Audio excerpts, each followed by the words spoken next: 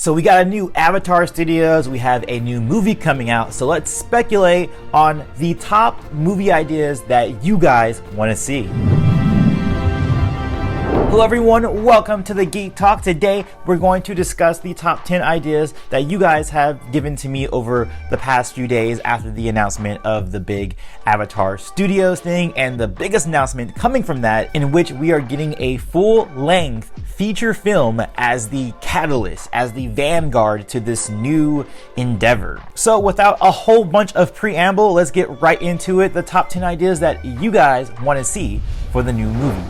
So first up, you guys were thinking about a movie that could follow the Legend of Kuruk. And of course, as we know from the latest Kyoshi novel, Kuruk has been uncovered as not being the deadbeat avatar that we thought he once was. In fact, he was spending a lot of time doing damage control for Avatar Yang Chen, in which case he was fighting off dark spirits for decades and decades, which is why he was led to living such a short life. It would be kind of awesome if this new movie depicted that very thing, and it works in a movie format because it's such a short form kind of narrative. It's just about one singular task. The idea of upholding Yang Chen's reputation, the idea of sullying your own name as an avatar, and also just seeing more of the spirit world and seeing a very dark, gritty version of Avatar.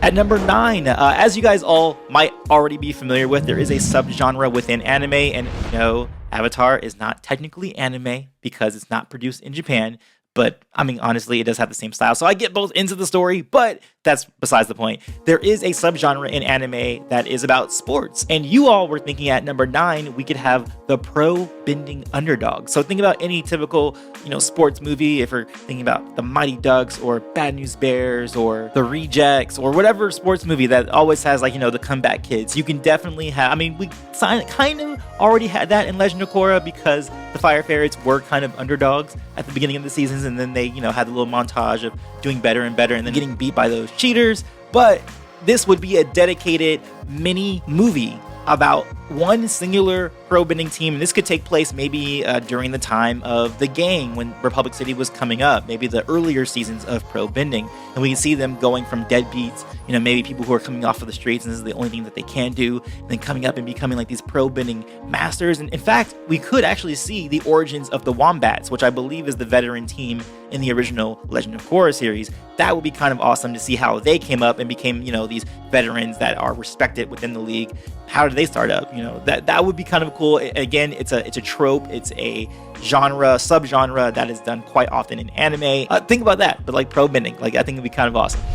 And then at number 8, we have the 100-Year War. We could see how the beginning of the Fire Nation colonization happened in a movie form. And this would follow the early conquest of Sozin after the death of Roku, because as we know, whenever a avatar dies, generally speaking, there's a lot of turmoil that ends up happening. And of course, we could actually have this happen directly after Aang if we want to have that, through line of the original series. We could see Aang going into the ball, the ice cube, and then seeing the world go to. This one, similar to The Legend of Kuruk, would be similar in a dark, gritty war film kind of situation. It's kind of like the dark times, like the worst times, and seeing people fight against it. Now, the only thing I have an issue with this idea as a movie is I don't know how it would actually work. Like, what would the narrative be? Like, what's the through line? Will we be following Sozin? Will we be following, some Earth Kingdom village trying to fight off? But then we know how this ends, and it doesn't end well for anyone who is non-Fire Nation. So I'm not sure how this one will work out, but hey, it's an idea. The 100-Year War. At number 7, one of my favorites that you guys suggested in the comments is a movie about the Red Lotus. Now, I've talked about this several times on the channel about how much I love the Red Lotus and how my critique of book 3, which is my favorite book in Legend of Kuruk, is that it needed a little bit more from the Red Lotus in terms of their backstory. Now, this, of course, can be the overlap that we've seen with Korra. We can see maybe more of Sokka, because we know that Sokka was there to help prevent the Red Lotus from taking Korra and, putting them all in jail. So we can see some Sokka in there. We can see the origins of Zahir and the Red Lotus just in general. We can see more of what's going on between Minghua and Ghazan. Like, there's so much that we could go through. We can see more Ai Wei, and see what's going on with that character, how they all intermingled. Unalaq, we would see how he started to political gaming, scheming, distancing himself from the Red Lotus when he could tell that they were about to fail. There's so much that you can do with the Red Lotus. movie. Like, you could just do so much with it, and I would be stoked if they announced that the first movie was Red Lotus. I would be game, and it's one that is slightly viable. I think some of these other ones are like kind of far-fetched, but this one is something that could happen because it is something that the fans actually enjoy. They like the Red Lotus quite a bit, even those who aren't the hugest fans of Legend of Korra.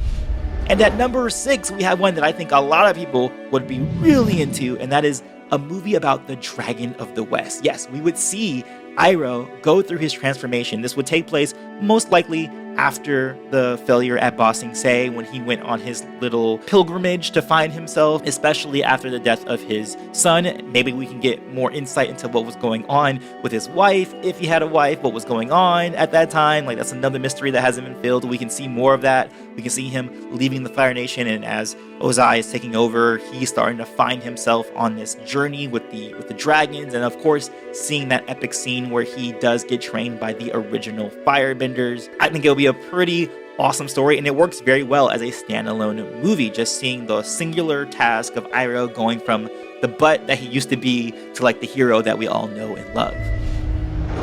And at number 5 is one that a lot of you have suggested. That one is going to be called Twilight of the Mad Princess. And I kind of like that title that I came up with because it could have two meanings. Because as we know in Legend of Korra, Azula doesn't show up. So that could mean either that she was just not part of the story and was away somewhere, similar to how Toph was in the swamp. Or it could mean that she's dead. In which case, this movie title, Twilight of the Mad Princess, can indicate, maybe the ending of Azula in that regard.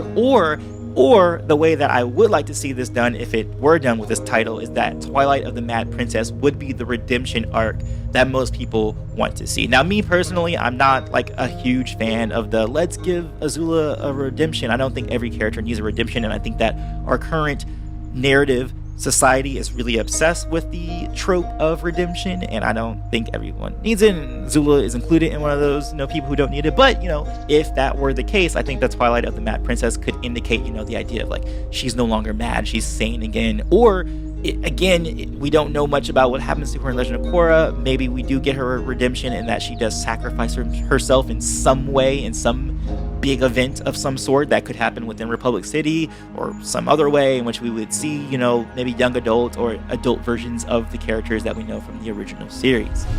And the number 4 is the first one that is basically a direct adaptation. Some of you guys did think that this first movie could be an adaptation of the comics, in which case this next one will be called The Search, which would adapt the comic book by the same name. A lot of people wanted this, especially after the teaser at the end of book 3 in Last Airbender. Now, I would not really want this because we already have the story in the comic itself. I know a lot of you would like to see it animated and adapted, but I'm more of a fan of seeing newer material. But I do understand the appeal of wanting to see something like this animated, seeing it fully voiced and all that.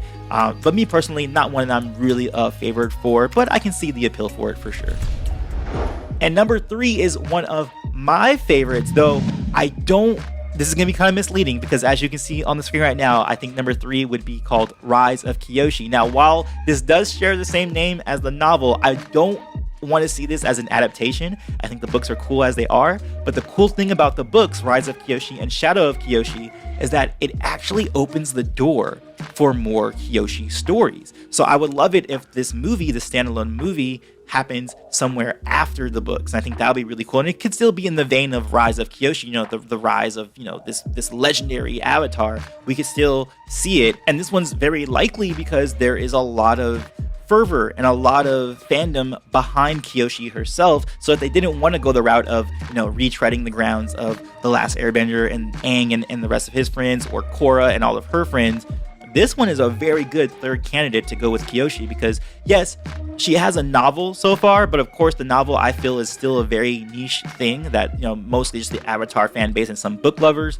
have been interested in, but not really the grander fan base has really understood what that is about and how good it is, at least to me, because you guys know I rave about that book all the time. But it would be a great way to showcase Kyoshi on a larger scale, especially for those people who loved The Last Airbender and loved her episodes in particular. And then number 2 is one of my personal favorites, and I'm glad that you guys suggested in the comments, is the second Avatar. This one would take place directly after the death of Avatar 1, figuring out where the placement of this new Avatar title works, the establishment maybe of the White Lotus, or the idea of a White Lotus, or just the idea of this cycle that's happening, and how this second Avatar is going to build this new society and be the bridge between the spirit world and the mortal realm. There's so much that could be done with it, and so much intrigue that could happen with the second Avatar. And we know during this time period it's rife with warfare. Like, this was the warring period during this time of the Avatar world. So in terms of, like, you know, fulfilling that action adventure or action war type situation that we, you know, come to know with Last Airbender and Legend of Korra, which is like a staple for those series, you definitely have that tenfold. And then you also have the political machinations that are probably going to come out of that, you know, the establishment of balance. What does it mean? There's so much that can come from this, and I think it would be a really, really cool idea for a movie.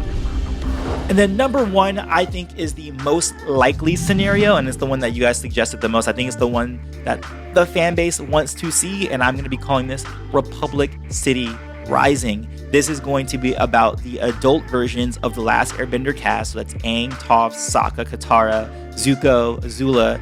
We're going to see how they built up Republic City. We would see them as their adult versions. This could have some overlap with the Yakone stuff, but again, it's probably better if it's just like a singular event. Like, maybe this is the grand opening, the official naming of Republic City, because as we know, during this time, it's actually not even named Republic City within the comic books until a later date, which we have not seen. And this could be the reason why some of these comic book stories have felt so redundant, because they are stopping themselves because they know they want to make this movie. And I think it's most likely that this is the movie that we're probably going to get come next year or the years coming forward, because we don't know the official release date for the movies yet. But it's probably going to be about Republic City. It's probably going to be about the adult versions of Aang and his friends. Republic City Rising. It could be really, really cool. Just one singular event. And that's why I like the idea of a movie, because it's a singular event. With a series, you can sometimes have it go on for too long, or you're trying to create too much, you know, contrived conflict, which is something a critique I had of some of the comic books, is that some of the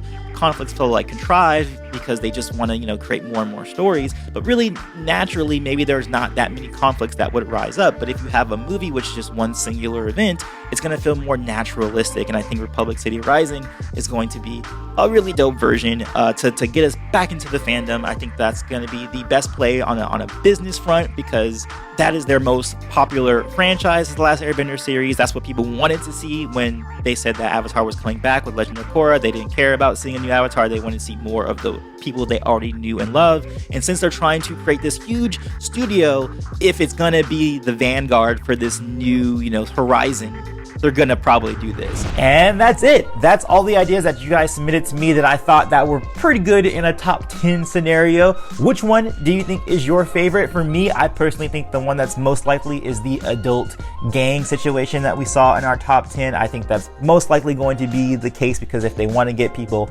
back into it, they're gonna have to do it with the most popular version of Avatar. So I think that's obviously going to be the Republic City kind of idea, and them as adults as one singular event versus it being an entire series, so that they can branch out to more stories in the Avatar universe. Let me know in the comments below, or you can watch more of my videos here at the side of my face. I'll see you guys on the next one. Peace, love, and remember, be water, my friends.